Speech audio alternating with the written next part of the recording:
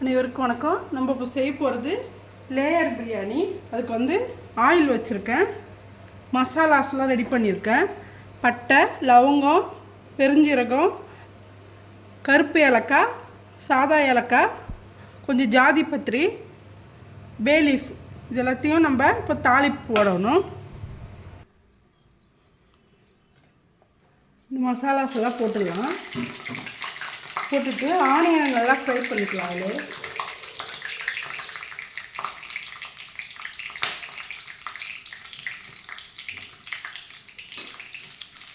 கொஞ்சம் எண்ணெயில் நல்லா வறுபடட்டும்.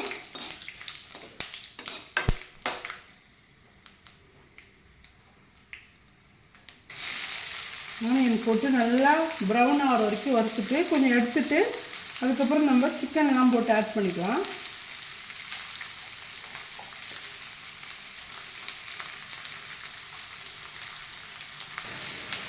ஆனியன் வதங்கினதும் நம்ம தக்காளி போட்டுக்கலாம். தக்காளி நல்லா வதங்கிட்டோம்.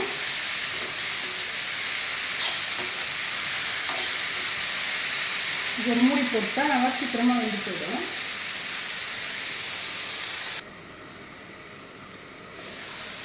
தக்காளி நல்லா அப்படி மூடி போட்டுட்டு இன்னும் கொஞ்சம் வதக்கிட்டு திரும்ப மூடி போட்டுடலாம். தக்காளி கொஞ்சம் மேஷ் ஆகிடுச்சு. இந்த டைமில் நம்ம இஞ்சி பூண்டு பேஸ்ட் கொஞ்சம் போட்டுக்கலாம்.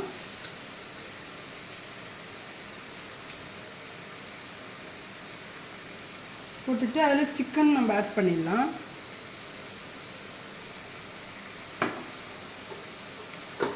கொஞ்சம் மல்லித்தழை, கொத்தமல்லி ரெண்டுமே போட்டுக்கலாம்.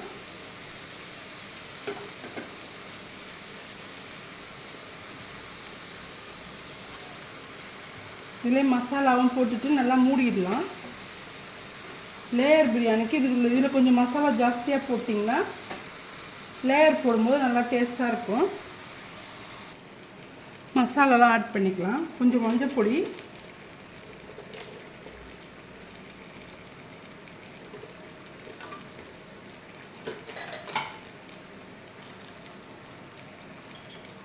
மல்லிப்பொடி கொஞ்சம் போட்டுக்கலாம். ஒரு ஸ்பூன் அளவுக்கு மல்லிப்பொடி,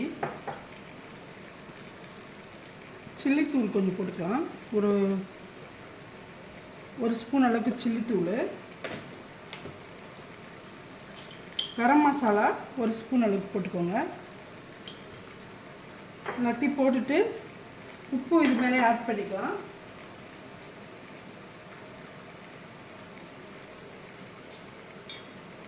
இந்த டிஷ்ஷுக்கு தேவையான உப்பு போட்டுக்கலாம்.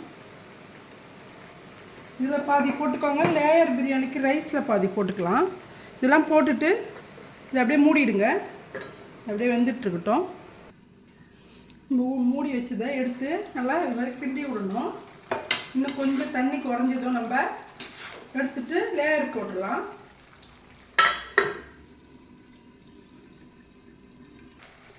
பாருங்க, நல்லா திக்காக ரெடி ஆயிடுச்சு. நம்ம இது அசம்பிள் பண்ணணும்.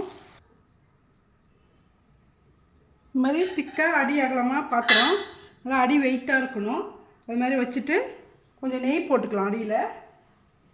நம்ம ஆல்ரெடி ஏற்கனவே முந்திரி பருப்பு நெய்யில் வறுத்து வச்சுருக்கோம். அந்த நெய்யை கொஞ்சம் லைட்டாக ஊற்றிக்கலாம், அடி பிடிக்காமல் இருக்கும்.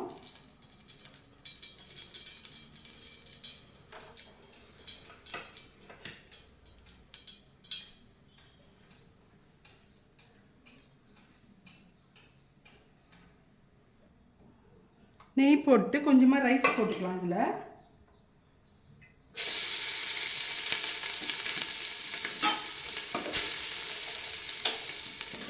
ரைஸ் நல்லா ஸ்ப்ரெட் பண்ணிவிடுங்க. போட்டுட்டு ரைஸ் போட்டுட்டு அதுக்கப்புறம் நம்ம கொஞ்சம் பாலில் குங்குமப்பூ ஊற வச்சுருக்கோம். அதை கொஞ்சம் லைட்டாக அப்படி ஊற்றிக்கலாம். ஊற்றிட்டு கொஞ்சமாக கொத்தமல்லி தழை ஆட் பண்ணிவிட்டு முந்திரி பருப்பு, திராட்சை கொஞ்சம் வறுத்து வச்சுருக்கோம், அதையும் போட்டுட்டு நம்ம வறுத்து வச்சுருக்கிற சிக்கனையும் கொஞ்சம் ஆட் பண்ணிடலாம். அப்படியே ஸ்ப்ரெட் பண்ண மாதிரி போடுங்க, தெளித்த மாதிரி. இந்த மசாலாலாம் அதில் நல்லா ஊறி நல்லா வெந்துடும். கொஞ்சமாக போட்டுட்டு அதுக்கப்புறம் ரைஸ் போடலாம். ரைஸ் போட்டுட்டு திரும்பவும் அதேமாரியே நம்ம சிக்கனை ஆட் பண்ணணும். ஆட் பண்ணிவிட்டு அப்புறமா மேலே ரைஸ் போட்டுக்கலாம்.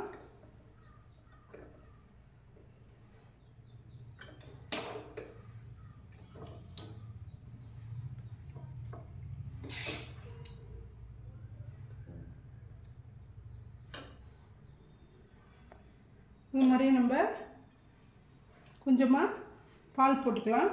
குங்குமப்பூ பால், வச்சுருக்க நெய், கேஷ்நட்டு எல்லாமே போட்டுடலாம். மல்லித்தழை, வறுத்து வச்ச ஆனியன் போட்டுக்கலாம் கொஞ்சம்.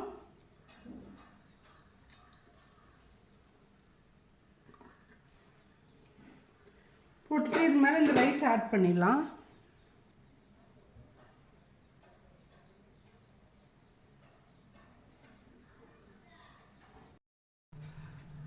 எல்லாத்தையும் அசம்பிள் பண்ணிவிட்டு நம்ம நெய் கொஞ்சம் ஒரு 2-3 ஸ்பூன் அளவுக்கு மேலே தொளிச்சு விட்டுடலாம். தொளிச்சிட்டு பிளேட் போட்டு நல்லா மூடிடுங்க. மூடிட்டு ஒரு 10 நிமிஷம் சிம்மில் வச்சுட்டு நம்ம எடுத்துடலாம். நல்லா தம் ரெடி ஆகிடுச்சு பாருங்கள். நல்லா பிளேட் வச்சு ஒரு 10 நிமிஷம் நல்லா மூடி வச்சாச்சு.